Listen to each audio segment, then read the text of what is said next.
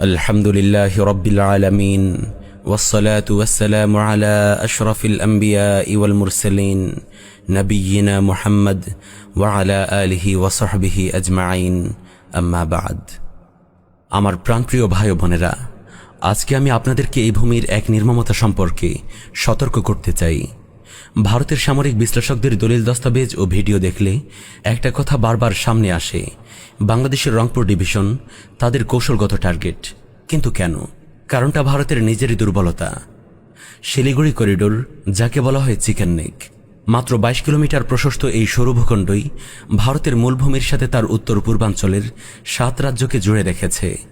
যুদ্ধকালীন পরিস্থিতিতে এই করিডোর যদি কোনোভাবে অবরুদ্ধ হয়ে যায়, তাহলে ভারতের সামরিক রসদ সেই অঞ্চলে পৌঁছানো অসম্ভব হয়ে পড়বে।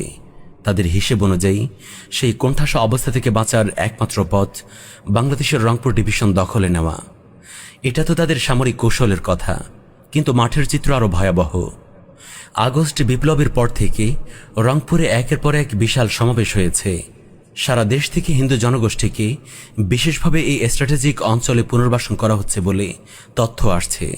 আর সেই ধারাবাহিকতায় রংপুর বিভাগের গাইবান্ধা জেলার পলাশবাড়িতে নির্মিত হচ্ছে এক বিশাল রামমূর্তি ও কৃষ্ণমূর্তি।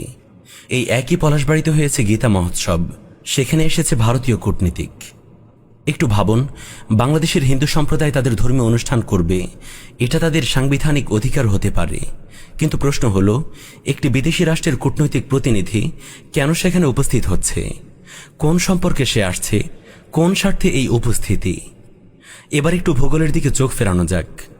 পলাশবাড়ি 2011 সালের আদমশুমারি তথ্য অনুযায়ী এই উপজেলার মোট জনসংখ্যার 6.4% হিন্দু আর মুসলিম 92.48%, অর্থাৎ এটি দেশের অন্যতম কম হিন্দু অধ্যুষিত একটি এলাকা। তাহলে এই বিশেষ জায়গাটিকেই কেন বারবার বেছে নেওয়া হচ্ছে? কারণ একটাই, এই জায়গার ভৌগোলিক অবস্থান অত্যন্ত স্পর্শকাতর। এটি ঠিক সেই কৌশলগত রেখায় অবস্থিত যে রেখা বরাবর রংপুর ডিভিশনকে বাংলাদেশের মূল ভূখণ্ড থেকে বিচ্ছিন্ন করা সম্ভব। ভারতীয় সামরিক পরিকল্পনায় রংপুর দখলের যে লাইন নির্ধারিত, ঠিক সেই লাইনেই এই বিশাল মূর্তি স্থাপন করা হয়েছে। এটা কোনোভাবেই কাকতালীয় হতে পারে না। এই কৌশল নতুন নয়। হাসিনা আমলে মিরসরাই ও ফেনীতে ভারতীয় ইপিজেড স্থাপনের অনুমতি দেওয়া হয়েছিল। সেই অবস্থানটা দেখুন, মাত্র 4টি সড়ক ও রেলপথ অবরোধ করলেই চট্টগ্রাম পুরোপুরি বাংলাদেশ থেকে বিচ্ছিন্ন হয়ে যায়। উত্তরে রংপুর, দক্ষিণে চট্টগ্রাম, দেশের দুই প্রান্তে একই ছক, একই নকশা। ভারত সুলভ আওয়ামী ফ্যাসিস্ট সরকারের পতনের পর থেকে ভারত বাংলাদেশ সীমান্তে উত্তেজনা ভিন্ন রূপ নেয়।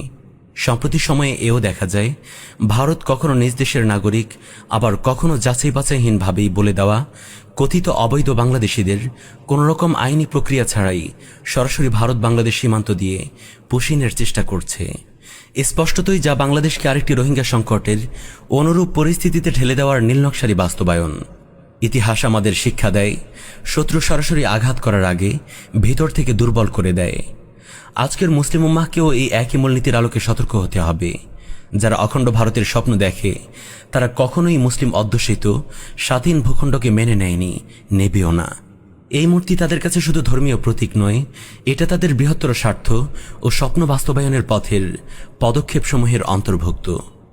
আমরা এই জমিনের জনগণ ও ওলামা সমাজকে বলবো, আপনারা ঐক্যবদ্ধ হয়ে এর প্রতিবাদ করুন। দেশের সার্বভৌমত্বের বিরুদ্ধে এই ধরনের ষড়যন্ত্রমূলক কাজকে রুখে দিন। শক্তভাবে এর প্রতিরোধ করুন, সজাগ থাকুন এবং আসন্ন বিপদকে মোকাবেলার জন্য প্রস্তুতি নিন। আল্লাহ তাআলা বলেছেন, ওয়াআইদ্দু লাহুম মাসতাতা'তুম মিন কুওয়াহ ওয়া মির রিবাতিল খাইল তুরহিবুনা বিহি আদুওয়াল্লাহি ওয়া আদুওয়াকুম।